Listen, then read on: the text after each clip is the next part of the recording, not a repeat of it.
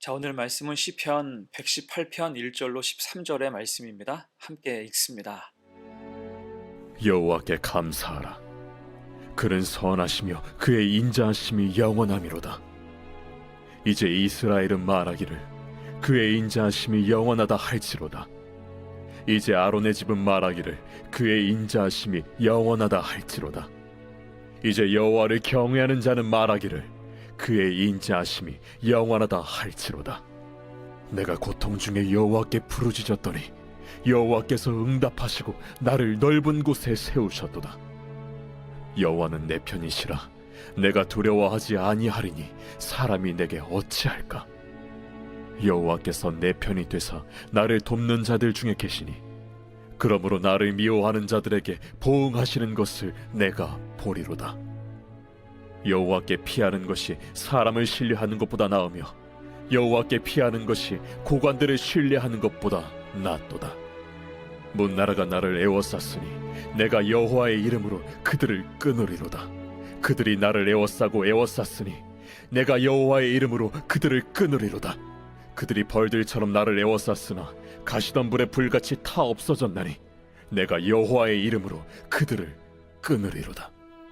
너는 나를 밀쳐 넘어뜨리려 하였으나 여호와께서는 나를 도우셨도다. 그의 인자하심이 영원함이로다 라는 제목으로 말씀 증거합니다. 이제 한 해를 마무리하는 시기예요. 2024년 이제 오늘까지 이틀 남았습니다. 그러면 성도된 우리는 무엇으로 한 해를 마감해야 할까요? 그것은 감사이겠죠. 성도는 늘 감사해야 됩니다. 들어가도 나가도 감사해야 돼요. 미리 감사해야 하고 그럼에도 불구하고 감사할 수 있어야 됩니다. 그런 의미에서 오늘 본문 말씀은 적절하지요. 오늘 본문의 첫머리는 여호와께 감사하라 라는 말로 시작하고 있습니다.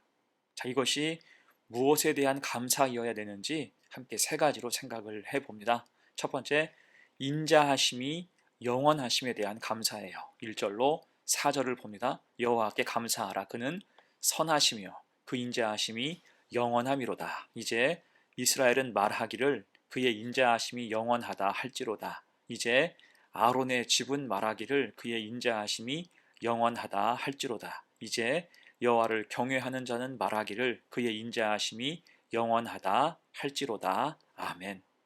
여기서 계속 반복되는 말씀은 하나님의 인자하심이 영원하다는 거예요.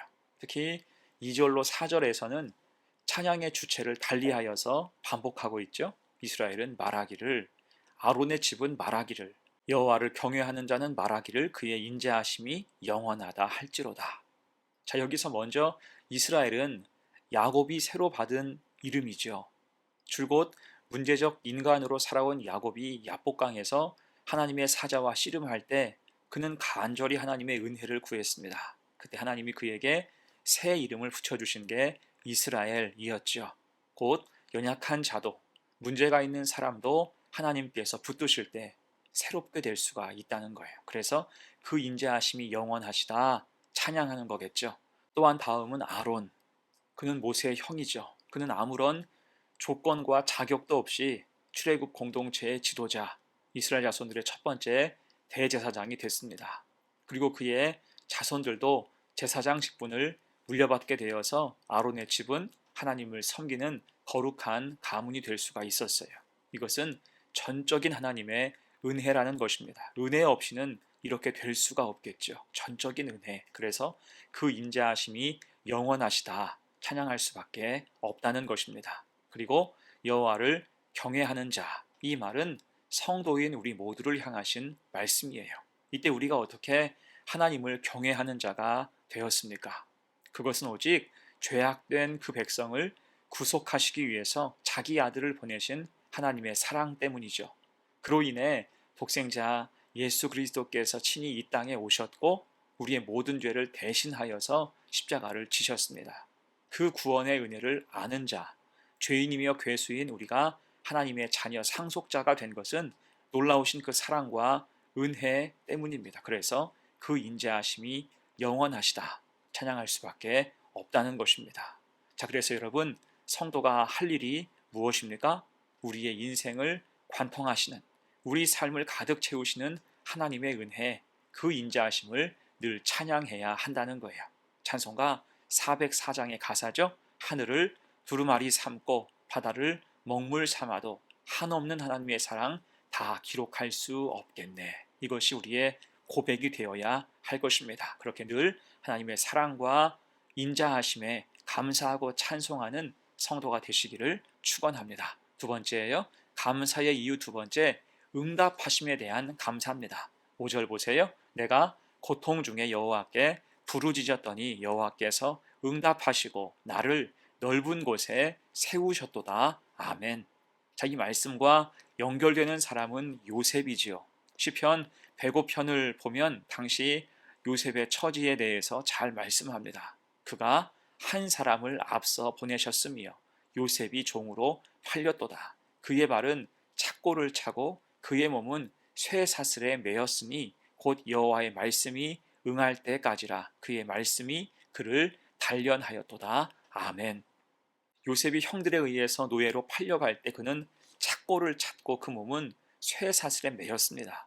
그 고통 중에서 요셉은 하나님께 간절히 기도했다는 거예요. 도울 자가 아무도 없을 때 그는 하나님을 신뢰하여 붙잡고 기도했습니다. 그때 하나님이 어떻게 하셨어요? 5절처럼 여호와께서 응답하셨고 그를 넓은 곳으로 선한 곳으로 인도하셨습니다. 그래서 실제로 하나님이 요셉의 기도를 들으시고 노예로서 시위대장의 집에 있으면서 신임을 얻어 가정 총무로 일하게 하셨습니다. 그 길을 주장하신 거예요. 또한 억울하게 누명을 쓰고 감옥에서 처량한 신세가 됐을 때에도 그 결박 중에 하나님께 부르짖었더니 응답하셔서 바로의 꿈을 해몽할 기회를 얻어서 감옥에서 나오게 하셨죠. 심지어 그 일을 통해서 요셉은 애굽의 총리로 발탁이 됩니다.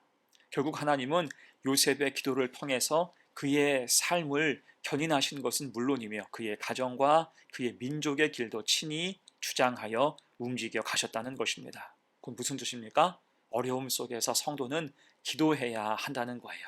오늘 6절과 7절입니다. 여호와는 내 편이시라. 내가 두려워하지 아니하리니 사람이 내게 어찌할까? 여호와께서 내 편이 되사 나를 돕는 자들 중에 계시니 그러므로 나를 미워하는 자들에게 보응하시는 것을 내가 보리로다. 아멘.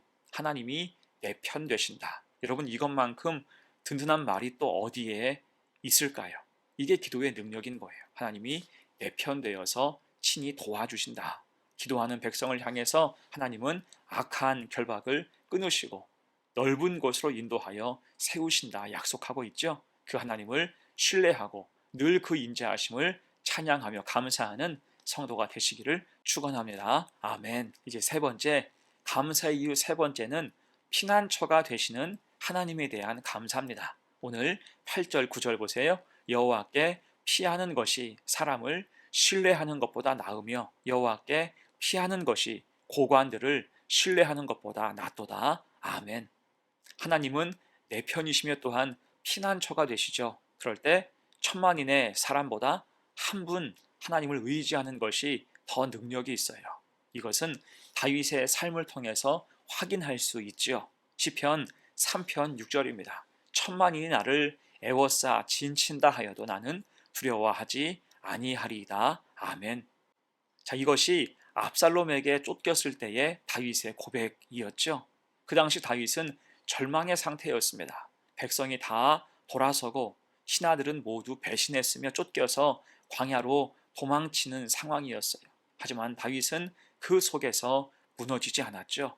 이유는 한 가지입니다. 소망이 있었기 때문에. 그 소망은 하나님이 내 편이 되신다. 하나님이 나의 피난처가 되신다라는 믿음에서 오는 평안이었습니다. 8절, 9절 말씀처럼 여호와께 피하는 것이 사람을 신뢰하는 것보다 낫고 여호와께 피하는 것이 고관들을 신뢰하는 것보다 낫기 때문이라고 그가 고백하며 소망과 믿음을 잃지 않았던 것입니다. 그럴 때 하나님께서 친히 피난처가 되어 주셨죠.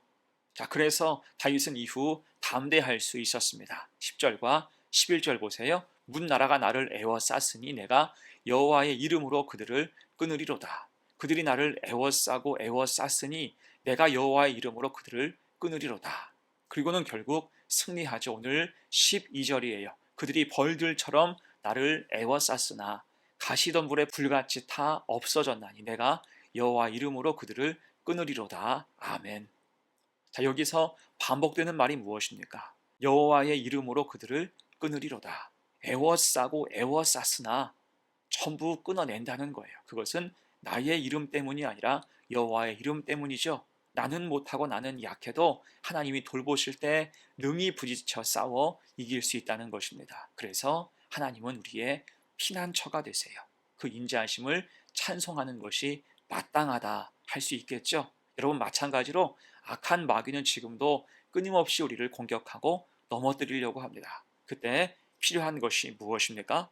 다윗처럼 하나님을 신뢰하는 거예요. 하나님이 내 편이 되시고 나의 피난처가 되어주심을 믿어야 됩니다. 하나님의 은혜가 내 삶을 관통하고 있음을 믿고 여호와의 이름으로 담대할 수 있어야 돼요. 그래서 결국 13절의 고백과 간증이 우리에게 있었으면 좋겠습니다. 너는 나를 밀쳐 넘어뜨리려 하였으나 여호와께서 나를 도우셨도다. 아멘. 하나님이 나와 함께 하신다. 그 믿음 가지고 살라는 거죠. 이 은혜가 우리 삶에 가득하여서 피난처 되시는 하나님과 늘 동행하는 복된 성도가 되시기를 축원합니다. 자, 이제 말씀을 마무리합니다. 여러분, 우리 삶의 결론은 늘 감사이어야 돼요. 하루의 결산은 감사여야 합니다. 매일같이 감사 기도로 하루를 마감하시기를 축복합니다. 또한 한 해의 결론도 감사지요. 올 한 해를 돌아보면 여러 어려움이 있었지만 지금까지 인도하신 것은 오로지 하나님의 은혜입니다. 그 인자하심을 항상 기억해야 돼요. 또한 응답하심을 감사해야 하고 도우신 하나님, 피난처 되신 하나님을 기억하고 감사하며 찬송으로 나아갈 때 담대할 수 있어야 할 것입니다. 그래서 영원한 하나님의 은혜 앞에 살아가는 복된 성도들 다 되시기를 간절히 축원합니다. 아멘. 함께 기도합니다. 은혜로우신 하나님, 우리의 삶을 친히 주장하옵소서. 우리를 주장하시고 역사하실 때 우리는 감사하게 하셔서 우리 삶을 도우시는 그 인자하심을 감사하고 부르짖어 간구할 때 응답하신 은혜를 감사하며 피난처가 되신 하나님, 다시 힘주신 하나님을 기억하며 감사하고 담대한 성도가 되게 하옵소서. 감사로 풍성한 성도가 되게 하시고 한 해 마무리 잘하는 우리 성도들 되게 하옵소서. 감사드리며 예수님의 이름으로 기도합니다. 아멘.